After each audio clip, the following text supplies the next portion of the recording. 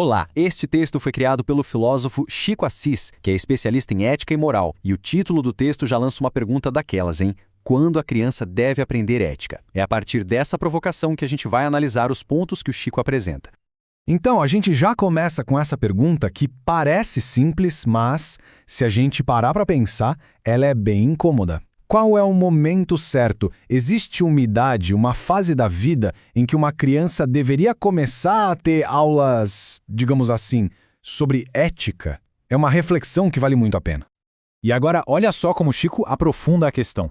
Não é só sobre aprender regras, sabe? É sobre aprender a discernir o que é verdadeiramente humano. A diferença aqui é gigantesca. Uma coisa é obedecer só para agradar, para não levar bronca. Outra, completamente diferente, é entender a essência do que significa ser uma pessoa.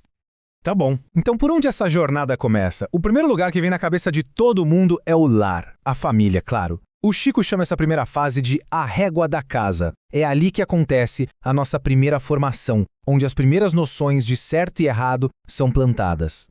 E o que a gente aprende em casa? Bom, geralmente começa com ordens bem diretas, né? Regras para o bom funcionamento daquele pequeno território. Tipo, arrume a cama. Depois vem as regras sobre hierarquia, sobre respeito, mas sempre dentro da lógica daquela família. Não responda. E, claro, a gente aprende a manter a paz, a harmonia social do grupo. Peça desculpa, isso é super importante para a convivência dentro de casa. E por fim, muitas regras são sobre aparência, sobre como a família é vista pelos outros. Não faça feio. Todas essas regras são importantes, não há dúvida.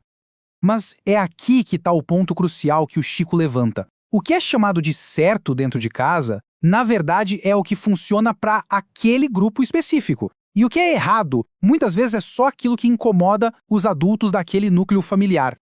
E essa imagem aqui ilustra a distinção de um jeito brilhante. O que a casa oferece é uma formação moral, focada na sobrevivência dentro daquele ambiente. Não é necessariamente uma formação ética, que é algo muito maior. É o desenvolvimento de uma consciência humana, que vale para a vida, para além das paredes de casa. Certo. Se a casa dá o mapa do território interno, de quem é a responsabilidade de apresentar o mundo lá fora? Naturalmente, a gente pensa na escola. Vamos ver agora como o texto analisa o papel da escola nessa formação. Quando se pergunta a uma escola sobre ensino de ética, as respostas costumam ser essas aí. São programas, valores, tudo importante, claro. Cidadania, respeito, projetos socioemocionais, tudo muito bonito, né? Só que aí o Chico nos provoca com outra pergunta daquelas bem diretas. Tudo isso é ótimo, mas quem ensina o fundamento? Quem vai lá na raiz da questão antes mesmo de ensinar qualquer regra de comportamento? Porque, se a gente for analisar a fundo, a cidadania ensina como se comportar. O socioemocional ensina a lidar com os próprios sentimentos. Os projetos ensinam habilidades sociais. São ferramentas, ótimas ferramentas, mas não são alicerce. Elas não respondem àquela questão fundamental do que é ser humano. Isso nos leva direto para o coração do problema que o texto identifica. Se a casa dá a régua local e a escola dá as ferramentas de comportamento, fica um vazio. Quem é que tem a responsabilidade de entregar o que o Chico chama de horizonte? Esse tal de horizonte é a capacidade de se fazer a pergunta mais importante da vida adulta e que, segundo o texto, muita gente nunca chega nem a formular. Quem eu escolho ser diante do outro? Percebe a diferença? Não é como eu devo agir, mas quem eu escolho ser. Então, o resumo da ópera é este. A gente tem duas grandes instituições formadoras. A família, que nos dá as regras de sobrevivência do nosso primeiro grupo, e a escola, que nos ensina a nos comportar como cidadãos. E a pergunta que fica ecoando, a pergunta final, é esta.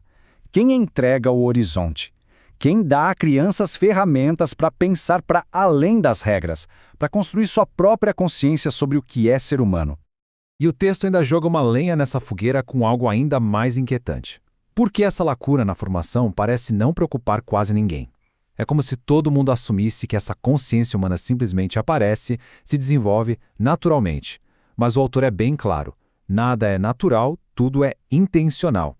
O resultado trágico dessa negligência, desse vazio, é a possibilidade de uma criança crescer perfeitamente alfabetizada, sabendo ler, escrever, fazer contas, mas não necessariamente humana, no sentido mais profundo e bonito da palavra. E como diz o Chico, estamos sim falando de ética e moral. Se alguém quiser que o Chico comente sobre isso, é só pedir. Ele terá prazer em responder.